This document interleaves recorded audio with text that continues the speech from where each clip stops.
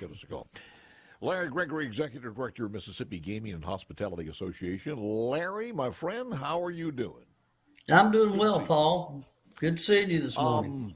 Boy, a lot of things going on here. I got to ask you, as far as just the first thing that popped into my mind, were you privy or know of anything that was going on as far as the bill that would have allowed a casino in the Jackson market? Well, I thought about that this morning, and I was Mm-hmm. hoping that you could have told me something about it. I absolutely did not know anything about this. I got a call the night before. I think it was last Wednesday. It hit the Ways and Means Committee.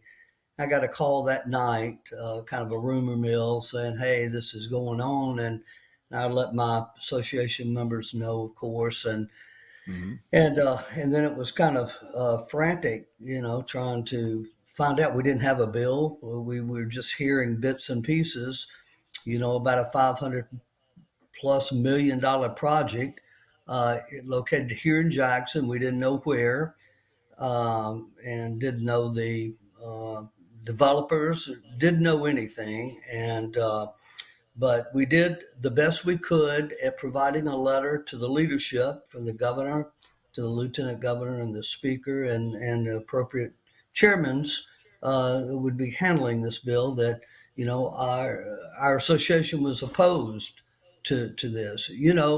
Paul, you were here in the early days. The way it normally goes, I mean, we've always used a free market approach. If you go to a licensed site that's legal by the Mississippi Gaming Commission, and if you got the money, we welcome competition. We want casinos here in the state, but as it stands, by law, you know, it addresses what legal sites are, and that's the three southernmost counties down on the coast and up the Mississippi River.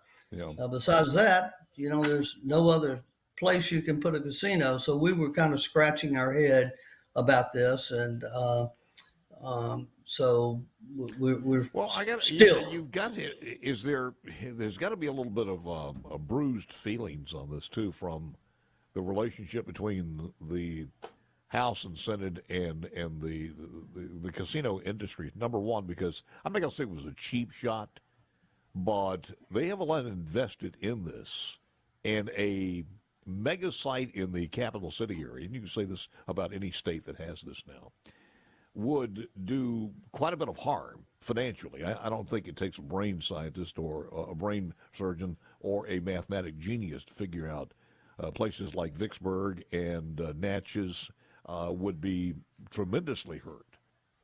And probably the Gulf Coast too, because a lot of people from the Jackson market, when you start talking about a population base of around 600 to 630,000 people in the Jackson metro area, a lot of them take a little vacation and go down to the coast, and probably more so than Tunica.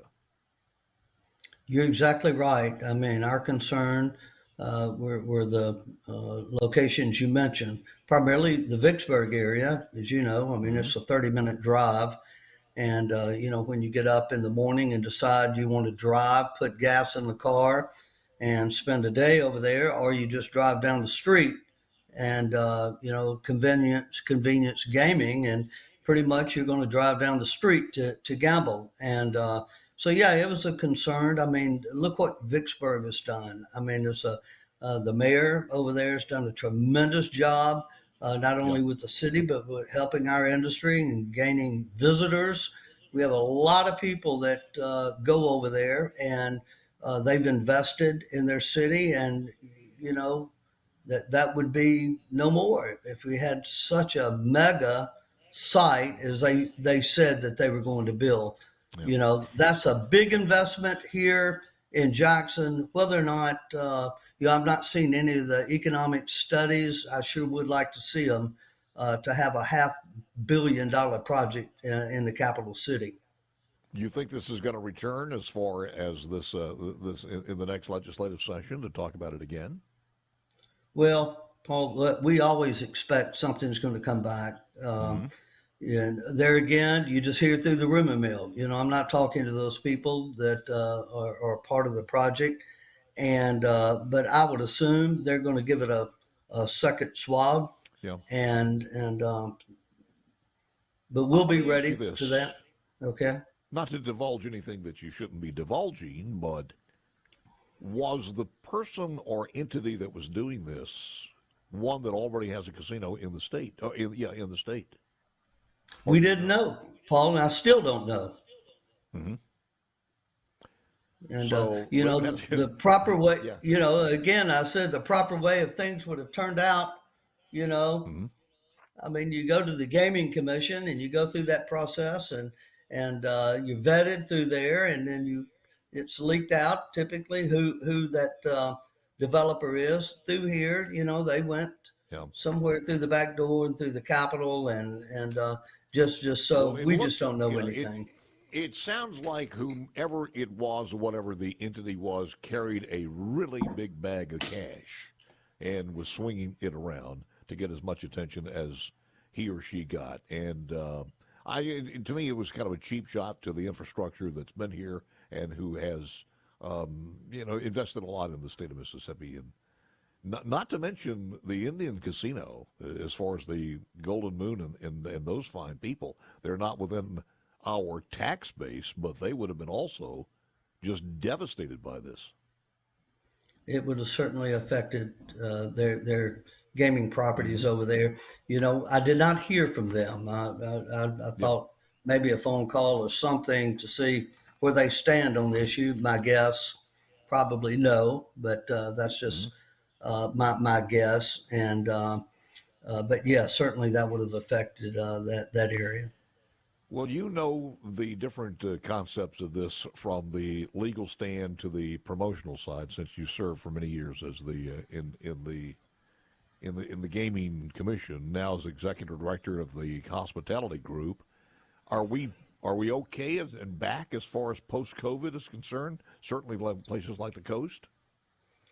We I've just released our annual report for last year, 24, Hmm. and a copy is headed your way to review also, Paul. Thank you, But sir. yeah, we had a strong year. We had, last year in gross gaming revenue numbers was right at 2.4, and in non-gaming, which I always impress upon people, is a big number, $800 million in non-gaming. And then so total revenue from our industry last year was $3.3 billion. So another good year. And I always like to tout our employees. I mean, we had over 16,000 employees in our industry throughout the state, and that's a great number. It's staying steady and growing. And again, the number of visitors. I mean, we've not gone down. We're staying steady at 18 million visitors in our state visiting gaming Wow.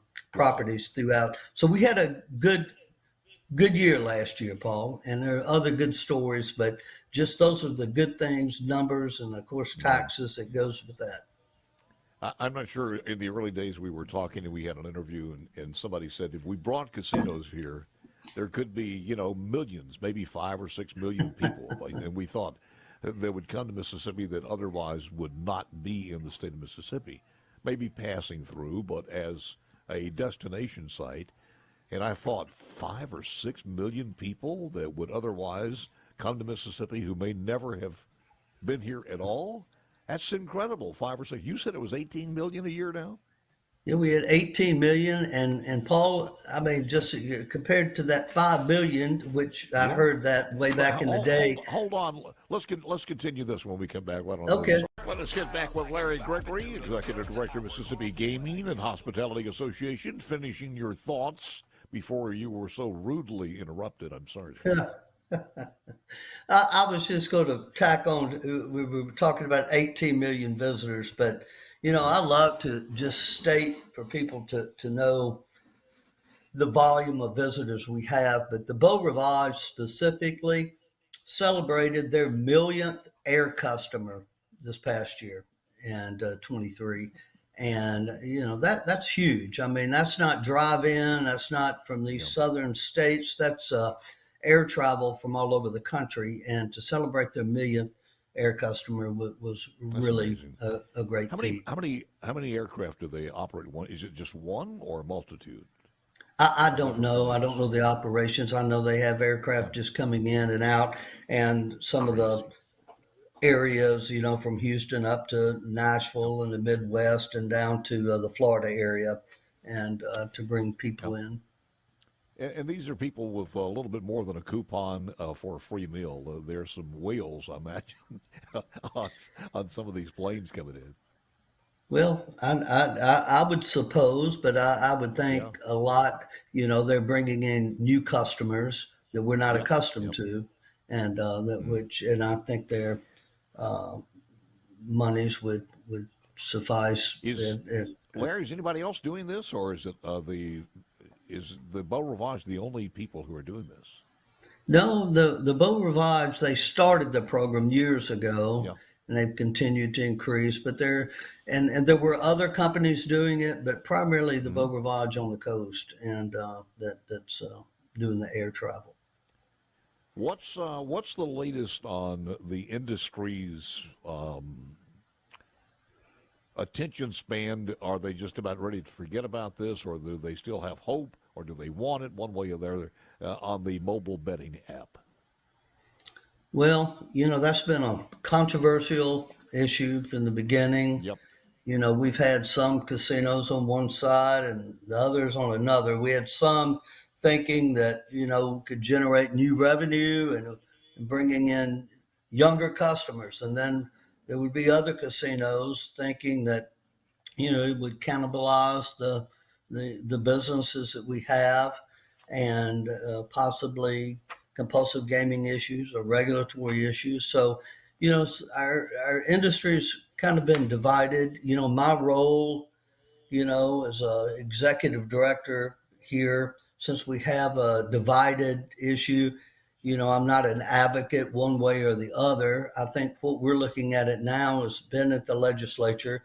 Chairman Ure has been pushing this issue for quite a while. We had the study this Hmm. past summer, and the bill, as it stands today, a little rough waters yesterday because you had to get it out of committee, and it was in the Senate Gaming Committee, and it will be headed to the conference, as most bills are.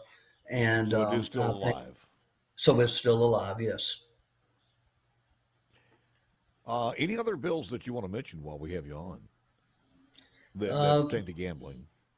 Yeah, the only other bill that did not make it, and there was one with the Child Protective Services or DHS collecting winnings from people. Delinquent fathers, yeah.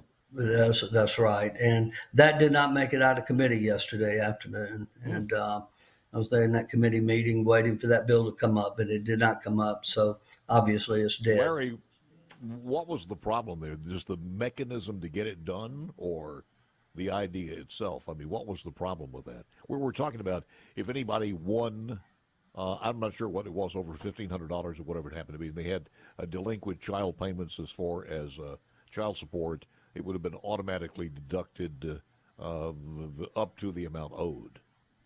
That's correct. The $1,200 is the jackpot 1,200. where Yeah. it's taxable, and at that point that kicks in. Where the system, we would have to have that system. We do not have it Mm-hmm. now. DHS in that bill stated that they would start working on it. It would be ready, I think, by the year 2026, and to have for the system to be live for our industry to know Yeah. if that is current. And but it just did not make it further. I think that will be another bill that will show up later. You know, you've been doing this a long time, and we only got a couple of minutes left here. But when you start looking at how fast we grew and the way we grew as far as the casino industry, number three in the nation at one point, and then everybody else started expanding, and there were a lot of naysayers saying out there that everything was going to dry up, and we may have one or two casinos here and there. But man, we we are you surprised at the way the state of Mississippi has weathered the storm? I think we did it right early on. Mm-hmm. And I think we put together a great system that was put together to weather any storms, negativity. And you can hear that from across the country. I've said that in every speech for the last 15 years. You go from any state that has gaming jurisdictions or ones that are trying to get gambling now, everyone will tell you Mississippi did it the right way. Yes. Every state, every government, everyone looks at us, at our model on doing gaming in their state, and they knew we did it right. It's a great model that we did, and I think it was put together to withstand any harmful, such as Katrina. We were allowed to come on board. We had Mm-hmm. flexibility within our laws and regulations. We've got a great gaming commission that works with our industry very well. So it's not surprising. I think time has looked upon our industry well, and I think we have provided the state I agree. a great industry.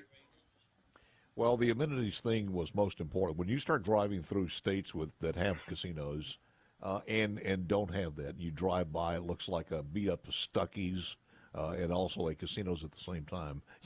You say, no, we did it the right way. We absolutely did it the right way. And another thing too is talking about that, the naysayers. A little surprised that Tunica is still as strong as it is, because we were worried about Arkansas and the dog park and everything else, and it's still going pretty strong of the casinos that are there. Yeah, don't I think some people were counting Tunica out a couple of years ago. Mm-hmm. Saw a little revenue, the downturn, but they're back on the uptick, and Yeah. they've got some investments going on. They've got new restaurants. They're freshening up their product to get people to come back, and people are returning. We want that number to grow, but you're correct. I mean, they've withheld the storm. And so they're not going anywhere. I think a lot Yeah. of people were counting them out, but Larry, is that interstate section up there, 269? Is that? I'm sure that's been helpful to get a lot of people into the Tunica area a lot easier. yeah, you're exactly right. That's a great. If you used to go to Tunica and have to cut Mm-hmm. through all those, that way you're from that neck of the woods, you know what I'm talking about. I mean, it was difficult Yep. to Yep. to get to Highway 304 there, I believe, and going through Senatobia and all those towns, and all that's changed. And Highway 61 is great. I mean, all the way down south, all the way up north, it's 4 lane, and then the new highways up from Memphis, and that's the critical area for the Tunica area. So it takes just a few minutes to get from the Memphis area. Always good talking with you and visiting with you. I thank you, sir. Good to see that you're feeling good, and look forward to talking to you again. Yes, sir. Thank you. Always send me that review. Want to take a look at it. Thank you, Larry. I Appreciate it will. very much.